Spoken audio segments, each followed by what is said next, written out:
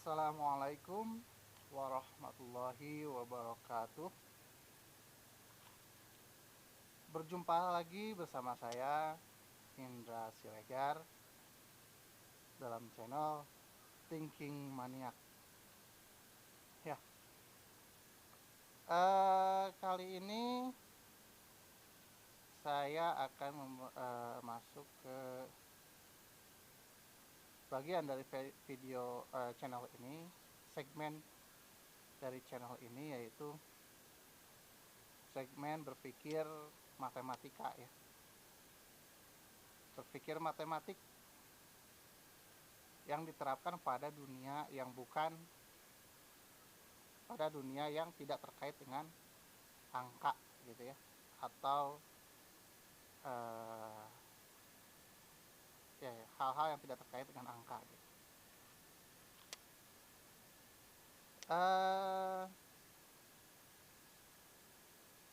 Konsep hal yang ingin saya bahas adalah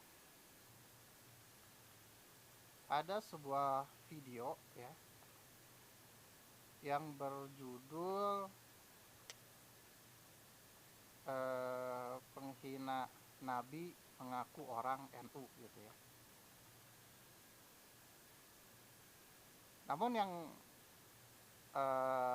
menjadi perhatian saya adalah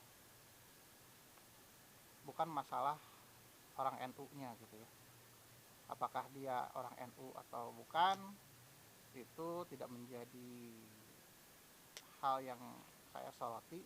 Yang saya soroti adalah hal yang menjadi hinaan yang terdapat dalam video tersebut gitu ya. Saya tidak tahu apakah benar hinaannya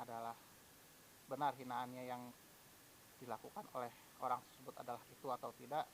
Saya tidak terlalu menanggapinya. Yang saya tanggapi adalah bentuk hinaannya gitu ya, bentuk hinaannya yang perlu saya ini yang memancing saya untuk berpikir ya, Nah, sebelum saya membahas hal tersebut, ingin saya jelaskan dulu bahwa dalam aljabar ya, dalam matematika, dalam aljabar gitu ya, kita diajarkan sebuah hal yang penting, yaitu memecahkan masalah mengacu pada aturan, mengacu pada sesuatu yang layak untuk dijadikan acuan ya. Contoh dalam aljabar, ketika X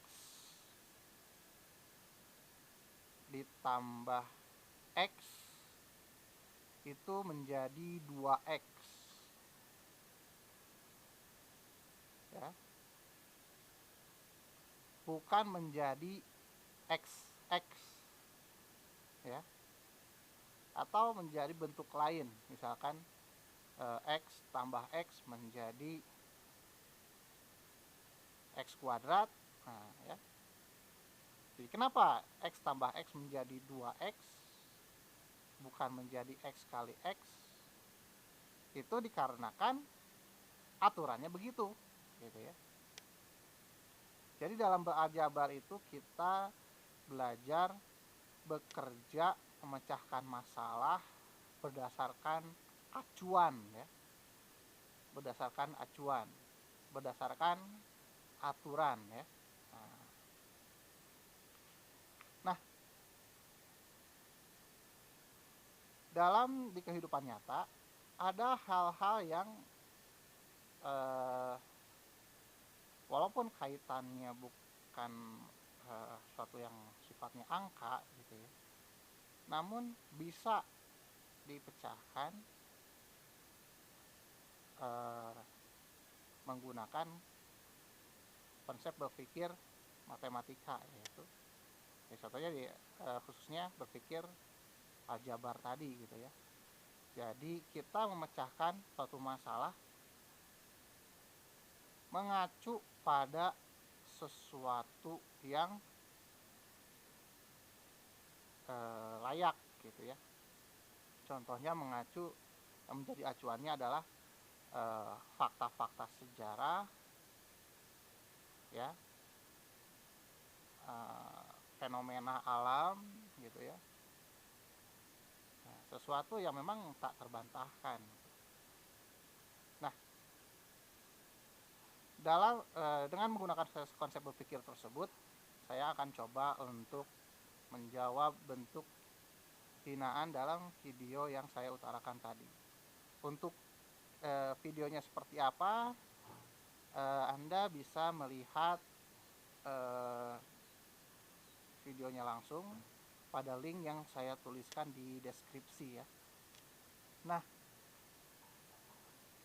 bentuk hinaannya di situ dikatakan bentuk wajah Nabi Muhammad yang rekonstruksi berdasarkan Al-Quran ya. Nah, di situ diperlihatkan sebuah gambar orang yang berwajah menyeramkan. Jadi bentuk pesan yang ingin disampaikan dari hinaan tersebut adalah bahwa wajah Rasul itu menyeramkan, buruk, mengerikan, ya, dan kesimpulan tersebut diambil berdasarkan Al-Quran gitu ya. Nah,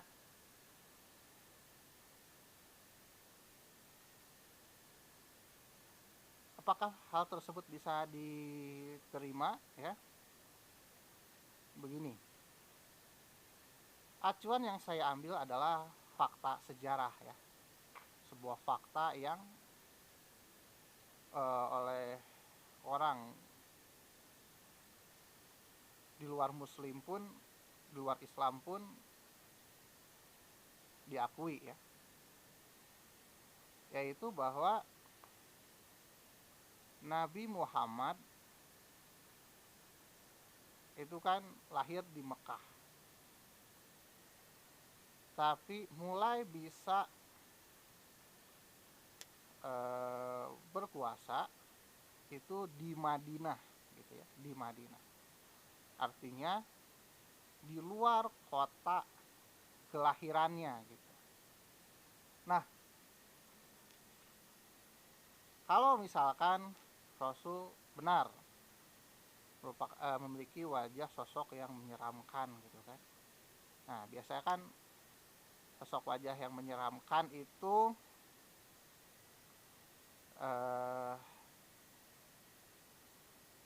hasil dari apa yang ada dalam hatinya. Buruk bukan berarti menyeramkan ya. Buruk bukan berarti mengerikan gitu. Nah,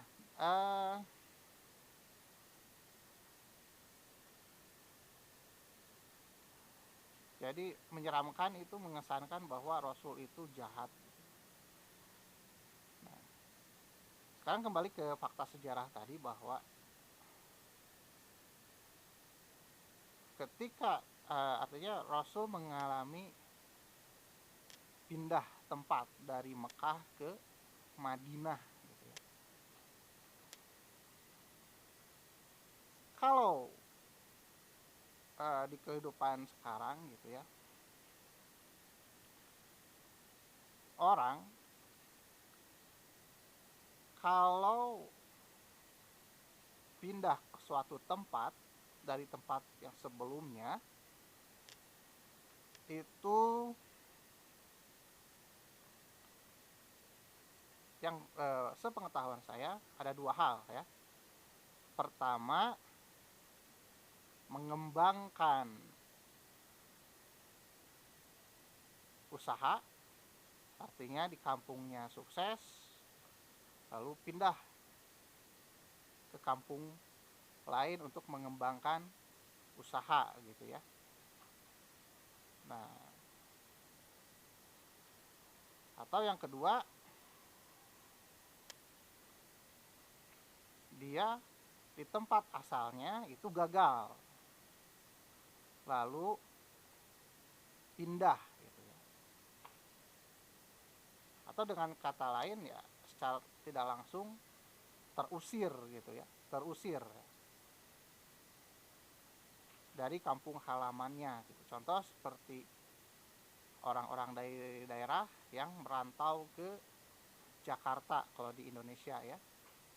Nah, mereka kenapa mesti capek-capek merantau ke Jakarta? Ya karena mereka mengalami kegagalan di kampung awalnya, sehingga mencoba mencari keberuntungan di kota besar gitu ya.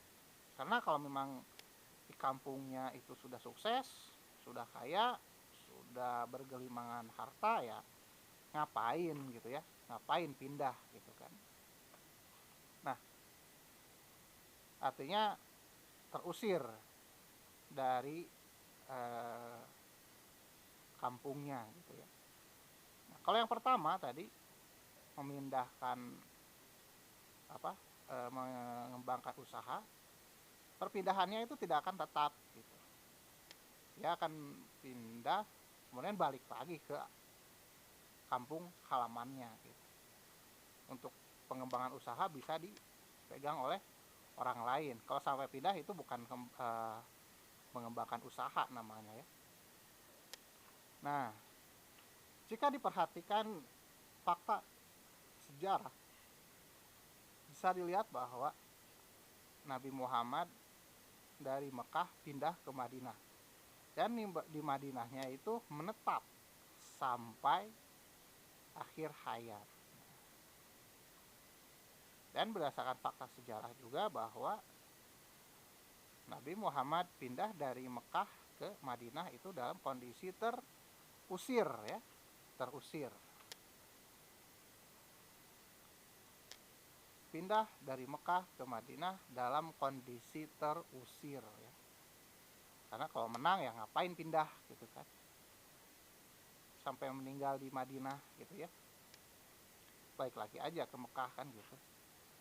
Kalau sampai pindah ke Madinah dan sampai meninggal di situ, ya itu berarti ya dia udah terusir dari Madinahnya. Kalau terusir berarti dia kalah. Nah, ketika pindah ke Madinah, Nabi Muhammad itu ternyata bisa menjadi pemimpin. Karena sebelum Rasul pindah ke Madinah, tidak ada itu negara Madinah, yang ada Yastrib ya. Nah, Yastrib berubah menjadi Madinah, itu bukan hanya namanya saja berubah, tapi di situ ditandai bahwa Rasul menjadi penguasa di situ ya, penguasa. Nah, berarti saat pindah ke Madinah, dia Rasul mengalami kesuksesan, mendapatkan kesuksesan. Artinya bangkit dari kegagalan dan meraih kesuksesan. Dan kesuksesannya tidak tanggung-tanggung, menjadi penguasa di daerah tersebut gitu ya. Menjadi penguasa di daerah tersebut, menjadi presiden di daerah tersebut, di negara tersebut gitu ya. Nah, berdasarkan informasi atau ilmu yang saya miliki, bahwa orang yang bisa bangkit dari kegagalan itu hanya dimiliki oleh orang-orang yang memiliki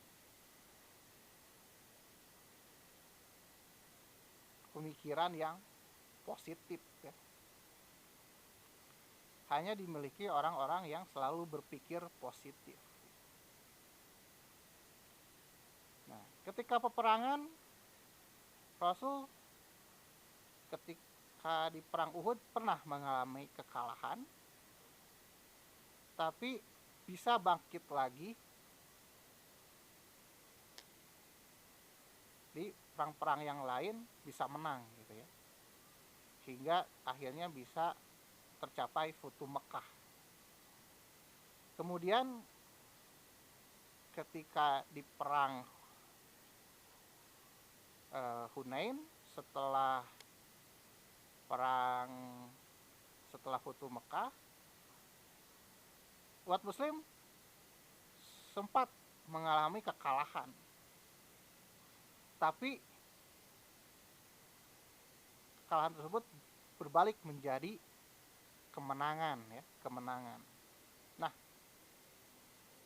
orang yang bisa bangkit dari kekalahan menjadi pemenang dan menangnya hingga akhir hayat ya, itu hanya bisa dilakukan oleh orang-orang yang selalu memiliki pemikiran positif gitu. Dan orang-orang yang memiliki pemikiran positif tidak akan pernah tercermin dari orang yang memiliki wajah, artinya orang yang berpikiran positif tidak akan pernah memiliki wajah yang menyeramkan, yang menakutkan gitu ya. Bahkan apa yang Rasul lakukan itu ternyata tidak sebatas itu.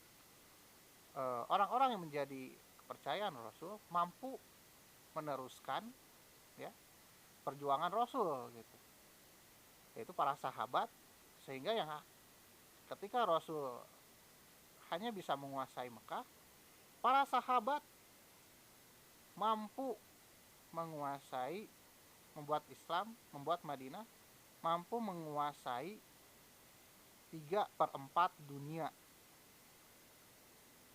Di masa Umar bin Khattab, Khalifahan Umar, Islam menguasai 3/4 dunia ya, bisa mengalahkan Romawi, hingga akhirnya bisa mengubah Konstantinopel menjadi Istanbul ya. Nah, artinya Nabi Muhammad itu bisa menjadi inspirator. Nah, inspirator itu hanya bisa dihasilkan oleh orang-orang yang selalu memiliki pemikiran yang positif. Dan orang-orang yang memiliki pemikiran positif, orang-orang yang selalu berpikir positif, itu tidak akan pernah memiliki wajah yang menyeramkan. Karena wajah yang menyeramkan itu dihasilkan dari kerutan-kerutan yang selalu mengalami putus asa gitu. Orang yang selalu berpikir positif itu wajahnya santai-santai saja gitu. Dia selalu tenang, sehingga ya sekali lagi tidak akan pernah memiliki wajah yang menyeramkan seperti yang digambarkan pada video yang terdapat dalam video yang saya tulis linknya di bawah di deskripsi ya. Nah sekarang katanya wajah tersebut dihasilkan dari rekonstruksi di Al-Quran gitu ya. Nah sekarang apakah Al-Quran salah? Nah, saya kebetulan dalam mengkaji ayat-ayat Al-Quran, saya menemukan sebuah ayat gitu ya.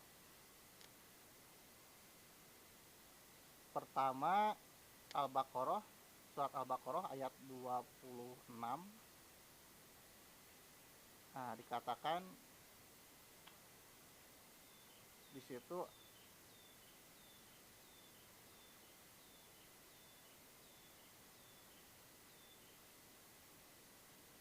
sungguhnya Allah tiada segan membuat perumpamaan berupa nyamuk atau yang lebih rendah daripada itu.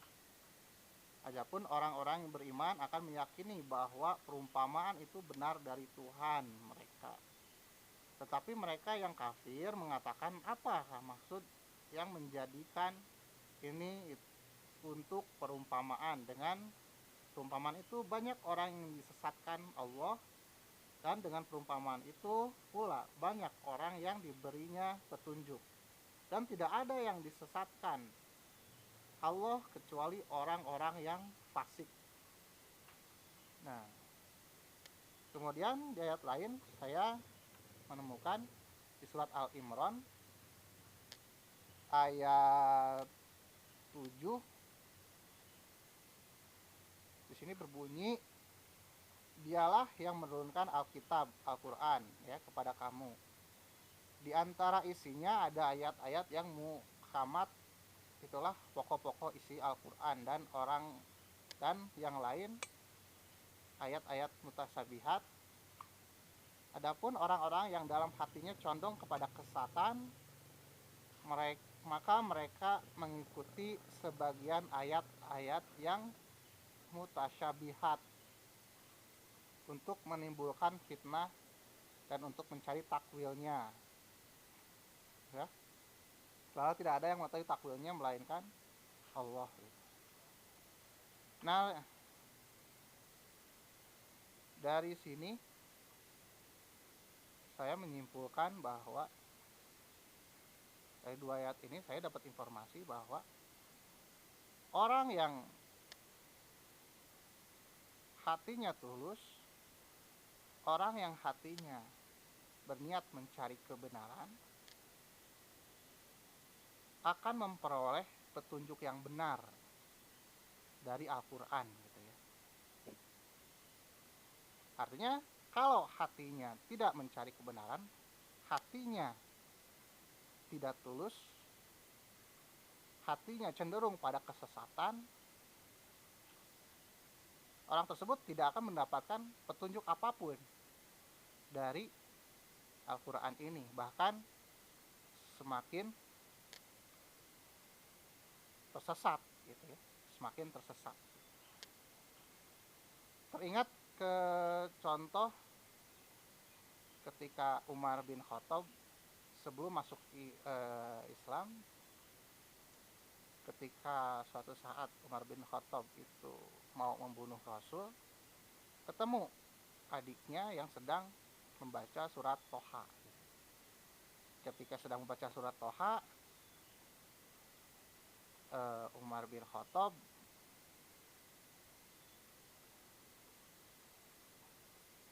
terenyuh, dan ketika ketemu Nabi Muhammad yang asalnya niatnya mau membunuh, ternyata masuk Islam gitu ya. Nah, masuk Islam. Nah, itu ketika ada orang yang hatinya niatnya mencari kebenaran ya, niat hatinya mencari kebenaran, hatinya tulus, walaupun niatnya jelek, ingin membunuh, ketika mendengar ayat Al-Quran, maka akan mendapatkan petunjuk ya. Tapi ketika hatinya memang tidak ingin mencari kebenaran, hatinya cenderung pada kesesatan, maka yang didapat adalah kesesatan ya. Contohnya yang ada pada gambar dalam video tersebut gitu. Artinya bagi saya, gambar di video tersebut, bentuk hinaan yang terdapat di video tersebut menjadi bukti bagi saya tentang kebenaran Al-Quran gitu ya. Menjadi bukti kebenaran Al-Quran. Tidak heran seperti Hajah Irene, Ustadz Felix Siau, mereka bisa menemukan kebenaran dari Al-Quran, makanya mereka bisa beriman. Tapi orang yang menulis atau menggambarkan bentuk tadi, yang mengaku mengkonstruksi Rasul, mengkonstruksi wajah Rasul berdasarkan Al-Quran, nah berarti dia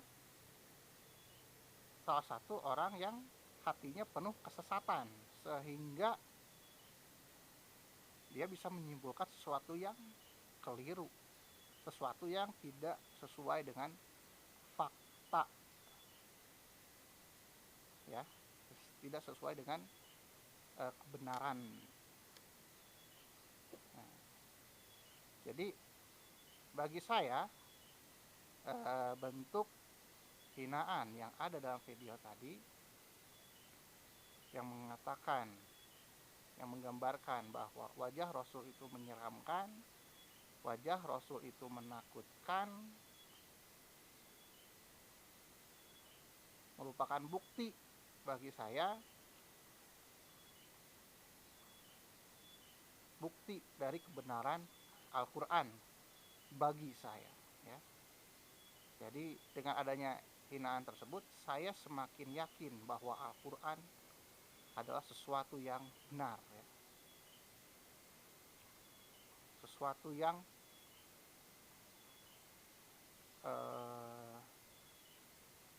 absolut kebenarannya. Kalau misalkan ayat tadi di Al-Quran tidak ada, mungkin gitu ya, informasi orang itu bisa kita pertimbangkan gitu. Tapi dengan adanya ayat-ayat tadi yang saya sebutkan, yang mungkin masih banyak lagi ya, yang ada di Al-Quran, ya menunjukkan bahwa Al-Quran benar gitu. Jadi orang yang hatinya penuh kesesatan, hatinya fasik, itu akan selalu akan mendapatkan kesesatan gitu, ketika membaca Al-Quran gitu. Jadi jangan heran, jadi saya tidak heran juga kalau misalkan ada orang yang mengaku Muslim kemudian murtad gitu ya, seperti siapa itu, saya tidak ingat namanya, ataupun mengaku Muslim tapi kehidupannya jauh dari Al-Quran, bahkan berani mengatakan Al-Quran harus diubah, harus direvisi. Nah, itu contoh-contoh orang yang hatinya penuh kesesatan, bukti dari ayat ini. Nah, sekarang kok kalau misalkan ada yang berpikir, kok patokannya perang ya, kan Rasul perang gitu, kok perang gitu, apa permasalahannya dengan perang gitu. Karena jika perang itu disalahkan, maka upaya upaya sekutu memerangi Nazi itu sebuah kesalahan. Upaya Indonesia memerangi penjajah itu sebuah kesalahan. Upaya polisi, aparat kepolisian memerangi narkoba itu sebuah kesalahan. Kalau peperangan dikatakan sebuah keburukan, sebuah kesalahan. Artinya peperangan itu ya bukan suatu kesalahan gitu ya. Peperangan itu justru permasalahannya adalah ketika terjadi perang, di mana posisi kita gitu. Karena tidak mungkin orang yang sama-sama benar itu berperang, tidak mungkin ya. Pasti salah satu ada yang keliru, bahkan yang ada dua-duanya yang salah ya. Tapi tetap dua-duanya salah juga, kalau dua-duanya salah pasti ada salah satu yang lebih mendekati kebenaran. Nah, salah satunya pasti ada yang benar, ada yang salah. Karena kalau misalkan sama-sama kelirunya itu suatu yang sama, tidak akan pernah. Kemungkinan untuk berperangnya itu kecil. Apalagi kalau sama-sama benar ya nggak mungkin perang gitu. Pasti damai. Perang akan terjadi ketika ada salah satu yang benar dan salah satu yang salah, ataupun salah satu mendekati kebenaran, salah satu salah. Justru dalam peperangan lah kita bisa melihat mana yang benar-benar benar, mana yang salah. Karena orang yang benar-benar berperang dengan niat menjunjung kebenaran itu bisa memiliki kekuatan yang luar biasa.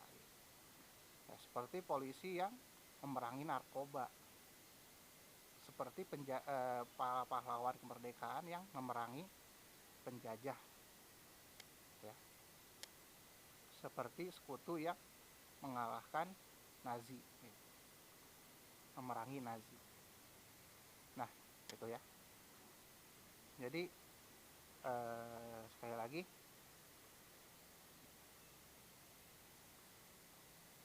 kembali ke yang membahas video tadi. Jadi bentuk hinaan yang muncul dalam video tersebut bagi saya merupakan bukti kebenaran dari Al-Quran itu sendiri, gitu ya. Nah, ya sekali lagi, apa yang saya buat ini pendapat-pendapat saya ini adalah kebenaran bagi saya. Artinya penonton tidak punya kewajiban untuk setuju dengan apa yang saya utarakan. Penonton punya hak untuk setuju ataupun tidak setuju. Saya rasa cukup sekian. Terima kasih atas perhatiannya. Assalamualaikum warahmatullahi wabarakatuh.